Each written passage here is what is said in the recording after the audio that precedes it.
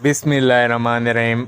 उकाड़ा के गांव में शादी से एक दिन पहले दुल्हन वालों ने दूल्हा के घर जहेज भेजा, जिसको देखकर दूल्हा और उसके घर वालों का मुंह बन गया। खानदान वालों के ताने सुनकर दूल्हा दिल बर्दाश्त हो गया और अगले दिन बारात ले जाने से इनकार कर दिया। दुल्हन वाले इंतज़ार करते रहे। सारा खाना पक चुका था, मेहमान आ गए थे, लेकिन बारात नहीं आई। टाइम गुजरने पर पता चला कि दूल्हा ने जहेज देखकर शादी से इनकार कर दिया है। खबर सुनकर दुल्हन का रो रो कर बुरा हाल हो गया और दुल्हन वाले मेहमानों से मुंह छुपाने लगे।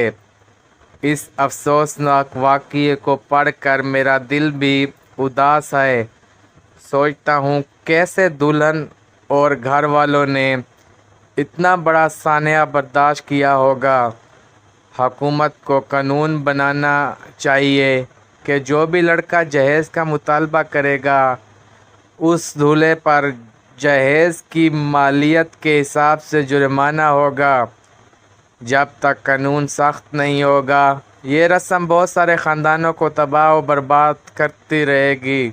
अल्लाह तबारक व तआला से दुआ है कि अल्लाह ताला हमें जहेज जैसी लानत से महफूज फरमाए। आमीन सुमा आमीन।